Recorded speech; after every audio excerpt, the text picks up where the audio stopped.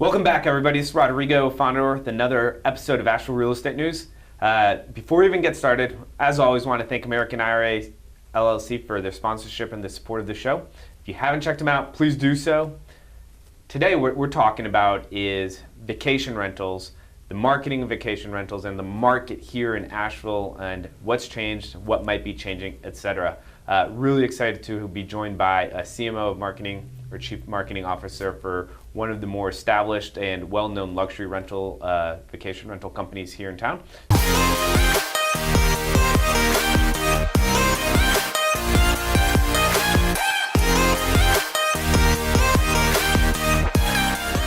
So without further ado, welcome Gay Weber to the show. Thank you, Rodrigo. Glad to be here. Yeah, absolutely. I know we've been trying to get this scheduled and on the calendar for a couple of months, and I'm glad it finally came together, so happy 2019. Yeah, you as well. It's off to a great start. Good, good. Let's start with you. How did you end up here in Asheville, and how did you get tied into, such a small niche of marketing?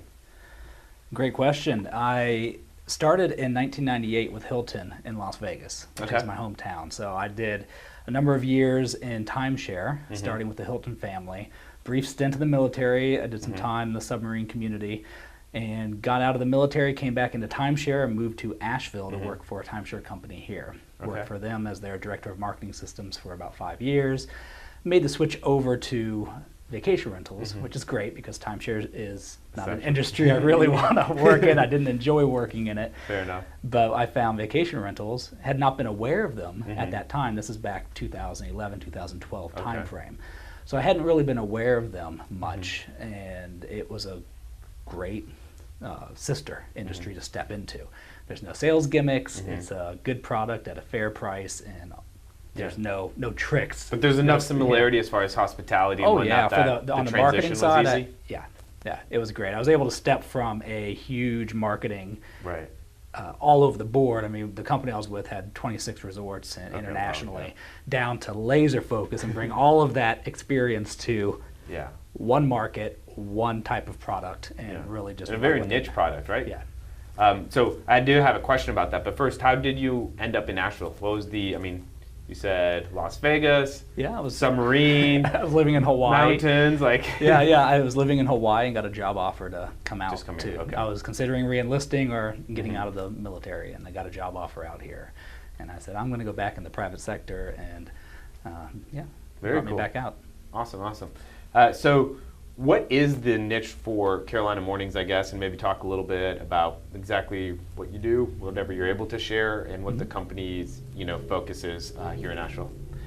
We are a full-service property management company. Okay. So typically there'll be a private property owner, either an investor or a homeowner with a second home, a cottage on their property, or they're moving here eventually and they want us to manage the home for them. Right. Rather than just doing checkups on it once a month and letting it sit empty, we help offset the cost of ownership by renting it out as a short-term rental to guests, while they're not using it. Is there a common thread of the types of homes that you all take or manage, or is it just anybody? Well, we don't take anybody. We do have standards, of course. Yeah. And we have nice properties, so they have to be up to our standards. We have to be willing to represent them on our website. Past that, though, from small guest cottages up to large lodges. I think our largest right now is 8-bedroom, 9-bedroom, sleeps 25. Wow. Yeah, so we cover the gamut. And I like to say we have something for everyone. We have everything from the honeymoon couple at one of our popular romantic cabins all the way up to family reunions. We manage 27 cabins, large cabins, up at Wolf Ridge Ski area. And we've rented out to over 100 guests at once as a family reunion. Really? And they rent side-by-side cabins, 8 to 10 people per cabin, and get 9 or 10 cabins and have a family reunion. It's a big family. Yeah. Whew. Yeah, that'd be the crazy times, I'm sure. Oh yeah. and so of course, we protect the home in that sense with damage deposits and whatnot. But we have corporate retreats, spiritual retreats. We have all sorts of large group rentals as well as down again to just the couple getting away for this weekend. Yeah, no, awesome. Okay. So when you first started, you said you came from the timeshare industry into vacation or short-term rentals 2012-ish. And what was the biggest surprise from going, from timeshares into short-term rentals? I wouldn't say that there was a big surprise, honestly. I enjoyed it immensely. Out of the gate, I stepped right into it. Yeah, I had the stride already. I knew exactly what I was doing. If anything, it's such a smaller industry. Timeshare is big, established. Right. Vacation rentals are a bunch of mom and pops. You don't find mom and pop timeshare companies, right? Fair enough, so coming from a Hilton or a Wyndham, for example, down to a small regional office with 7 or 8 people in it is a change. But it was anti-corporate, actually, which is great. I was told when I called for the interview, spoke with the CEO, I said, would you like me to come in a suit and tie? And she said, no, please don't. You'll scare everyone. I wear jeans and nice shirt, and that's kind of the because we're in vacation rentals. We're not in corporate America. No, that makes sense. So 2012, 2019, a lot's changed. Has your role inside the company changed during that time? And then also interested to see your personal opinion on what's changed in the industry over that time. Well, my role, I came in as head of sales and marketing. So I've been there basically in that role the entire time. That's my niche within the company. The industry, on the other hand, has changed immensely. Yeah. When I started, VRBO, which you may be familiar with, had recently been purchased by HomeAway. That alone was a big change because VRBO was like FSBO. It's vacation rental by owner, not by manager. HomeAway was manager friendly, bought VRBO.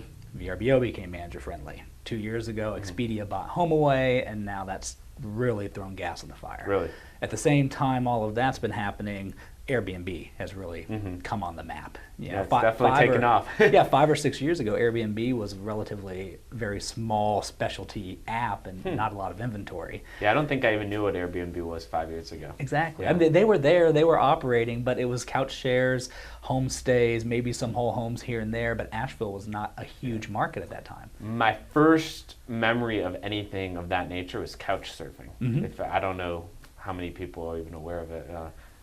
Nolan, did you ever hear of couch surfing? I know what it is. Yeah. But I'm not familiar as far as experience. Yeah, so I used to hitchhike a lot. I know we've talked about this before, but that was one of the things is like you do couch surfing to get around, which is, I guess, Airbnb is the much better version of that. Well, the Air in Airbnb was Airbed. Oh, really? Oh, Air bed and breakfast. It started from some roommates in San Francisco struggling to make their rent, and they were watching these conferences come to town, these big events, and all the hotels sell out. And one of them looked at the other one and said, hey, $20, why don't we throw down an air mattress and throw some, granola at them in the morning and call it Air Bed and Breakfast. And that was the original website. Really? It was Air Bed and Breakfast. Oh, that's so cool. Yeah. That's super interesting. Okay. And how it's grown since then. Yeah, incredible, isn't it? Okay. So Airbnb came into the market about 3 years ago strongly. Is that what you said? Just to recap? Yeah, I'd say that's a fair assessment. About 3 years ago, it's been a definite ramp up. And what's been the biggest ripple effect of them coming into the Asheville market specifically based on, I'm sure you guys have a really good grasp on what's going on and you see everything.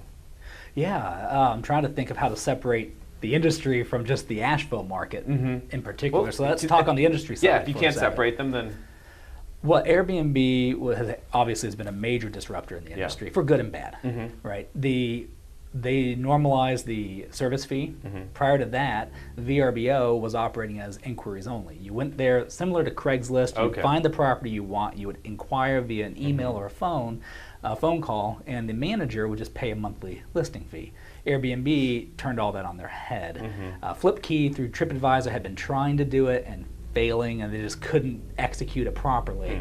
But Airbnb did it brilliantly. So through the app, you could list your home, and it would be a low commission, and they would offset the low commission, no subscription fee, so you only got paid if they booked it, and they would offset that with a traveler fee. And in the beginning, everyone said no one's going to pay a service fee just for listing. Well, they did. Yeah.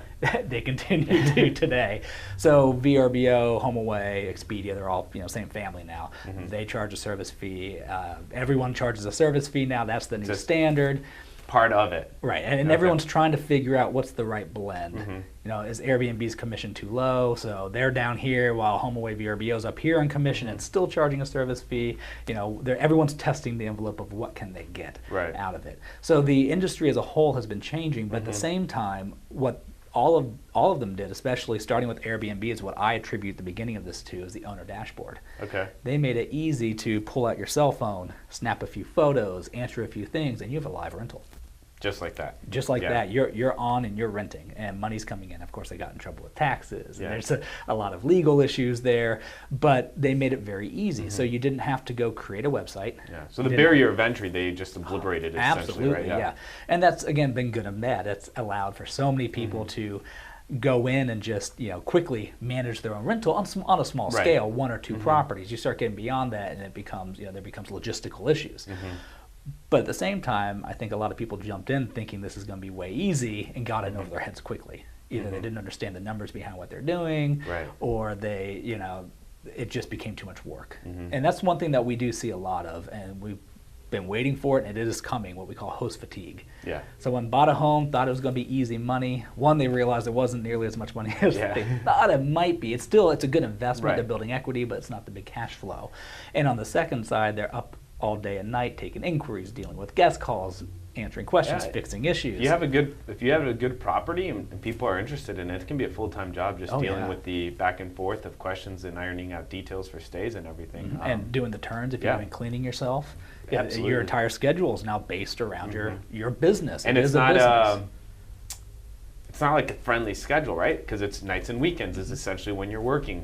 Which, I mean, I guess maybe it's a nice schedule for somebody, but it's not like a hands-off, easy schedule. It takes up a lot of time that typically is free time or whatnot. So, so what about Asheville, right? So when did you guys notice that it affected what you all were doing from a management component, either attracting clients to your prices, feeling the effect of the surge of Airbnbs here in the Asheville area? Yeah, I would say that there was a delineating point at which it tipped over. It was on the radar again 3 or 4 years ago. Really started seeing it grow. I'd been tracking it for a while, but it was kind of that side niche. You're just aware that it was there. You're like, okay. It's not really doesn't help us, and it doesn't work with the way we do things in the old traditional property management sense. Of course, everyone's changed how they do things in the last 5 years. But as it grew, started noticing more people were asking, our property owners may be asking about Airbnb. Our friend has an Airbnb, and we hear both sides. We hear the positives. Oh, they have a small property and it's making a lot of money for them. And that was 5 years ago at the beginning. Or we hear the opposite side.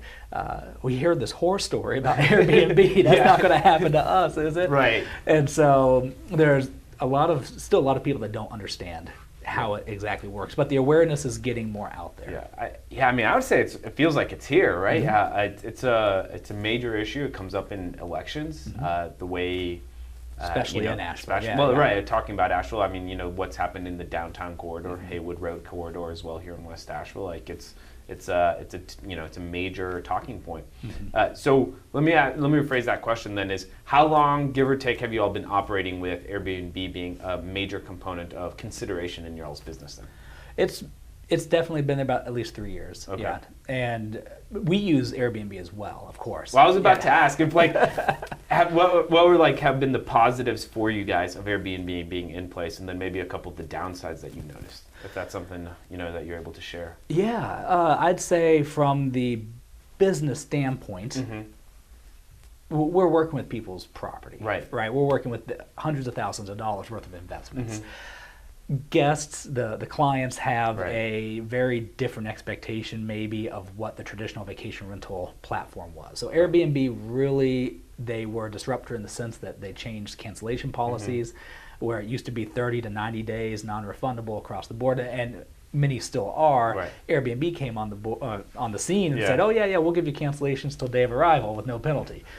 That started changing what consumers were expecting. That started changing behavior. Now that's also been good though, because all the newer wave of owners coming in, sort of cutting their teeth on Airbnb, are expecting that. They're more guest centric than they ever were before. And that's a positive overall for vacation rentals. I think that's part of what's led to the explosion of vacation rentals becoming mainstream.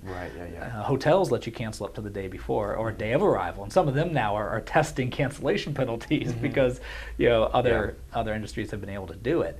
But it's really that's been a positive change. And maybe what's a not so positive change? I don't know, maybe just the drama that it's creating.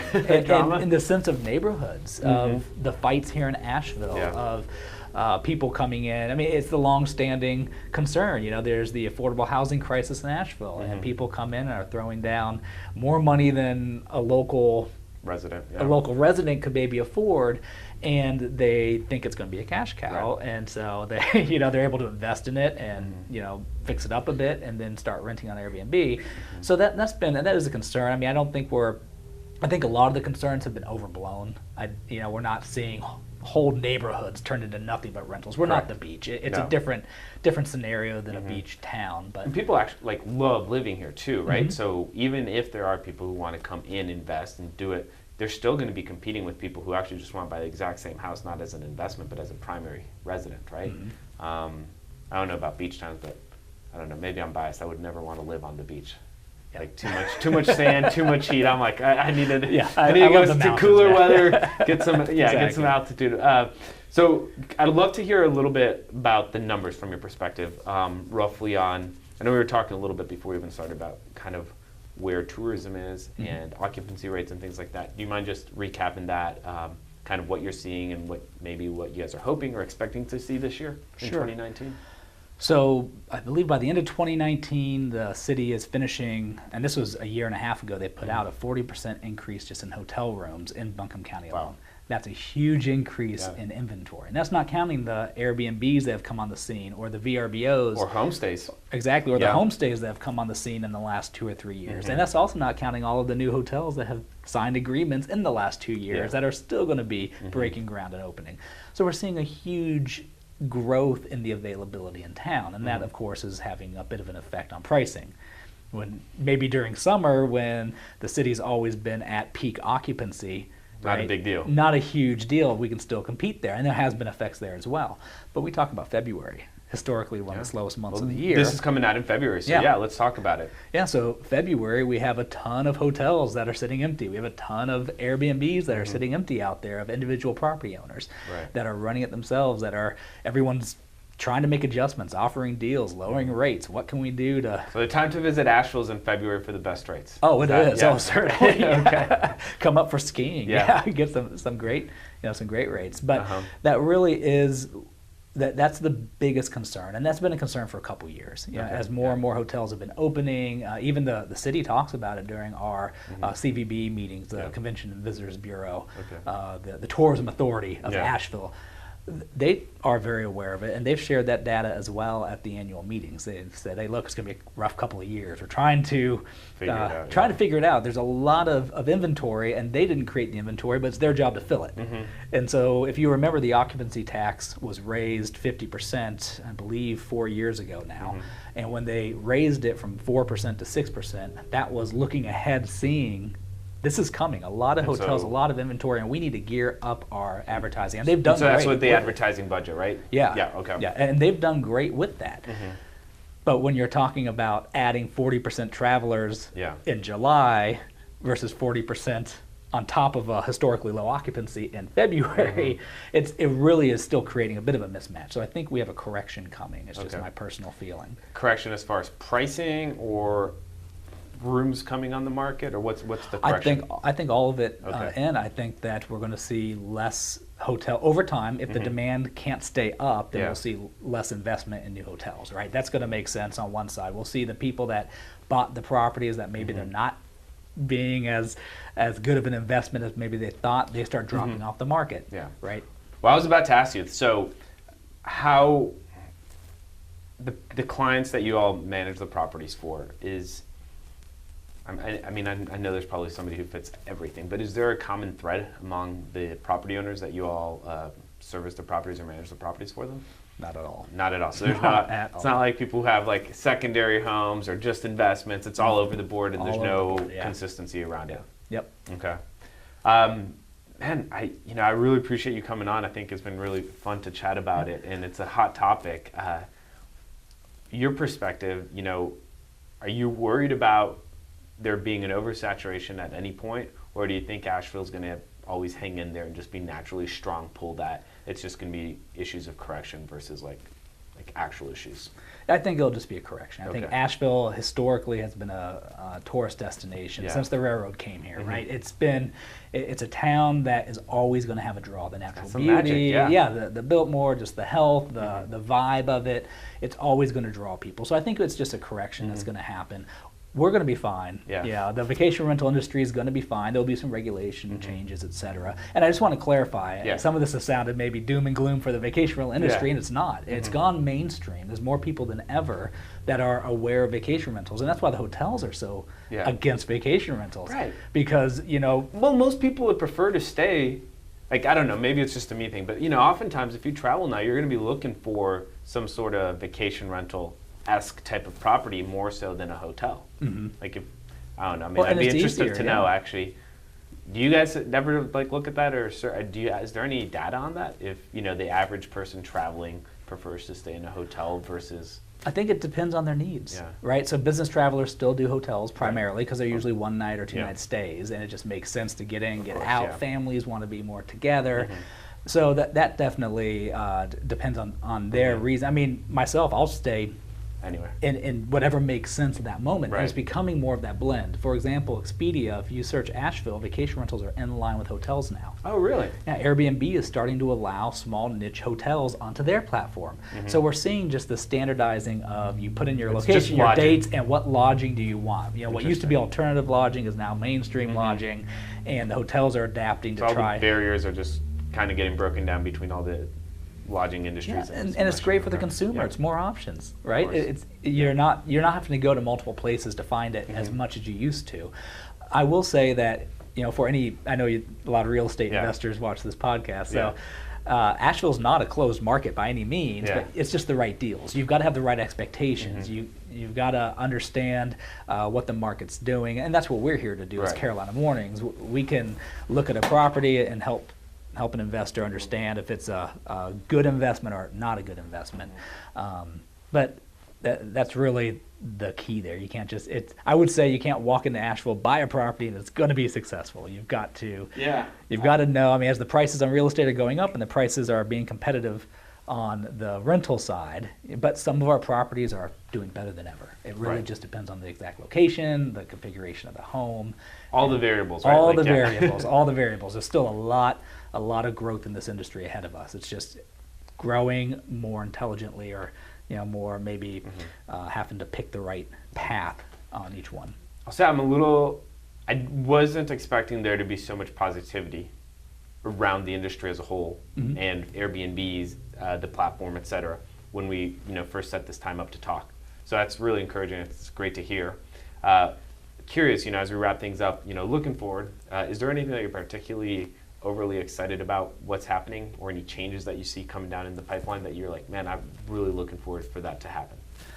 Yeah, I'd say it's growing awareness, as again, used to be alternative lodging is now becoming mainstream lodging. It's exciting. Yeah, and any time that industry gets disrupted or has explosive growth, there's tons of opportunity. So the question is, who can see the opportunity and who can capitalize on it? Every change opens opportunity. Right, and so it's fun for me because I get every day to come into work and figure out, okay, how are we going to capitalize on this new opportunity today? But it can be really overwhelming, I think, and some of the property owners I talk to that own and run their own properties, they're just trying to keep up with some of the changes. And the changes happen quickly for sure. So they do. So I'll put a little plug in. That's one of the benefits of working with a professional team that's dedicated. All week long, this is all we do. This is what we focus on. Well, I wanted to ask you, if somebody is interested in working with you guys, and what's the best way for them to get in contact with you all, or where can they get more information, et cetera? Sure, carolinamornings.com. Since 1997, we're the oldest operating vacation rental company in Asheville. Okay, cool. We're the largest in Asheville proper. Our office is right downtown on Merriman Avenue, right at I-26. So my office looks out over downtown. I love it. What's the weather today? Oh, look, it's snowing on Asheville. It's wonderful. That's what we do. We live and breathe Asheville, and we're dedicated to it. We don't do sales. We don't do so. We're not a place for someone to come buy real estate or sell real estate. You just manage. We just do the management and the marketing of it. And if somebody's thinking about coming to Asheville, the time to do it is right now, February, right? That's Oh, right. come visit? Yeah. Oh, yeah. Come on. Okay. Come down to Asheville. We'll take care of you. Cool. CarolinaMornings.com. Awesome. Thanks so much for jumping on the show, man. Appreciate Sure, it. man. Appreciate you. It's always a pleasure, bro. All right, you guys. There you have it. Directly from the experts himself. If you guys have any questions, just hit us up in the comments. Share this with a friend. And as always, any review or comments on iTunes would be greatly appreciated. If you haven't been to our meetup already, it's the first Wednesday of every month at Archetype Brewing. Hope to see you all there next month. Take care.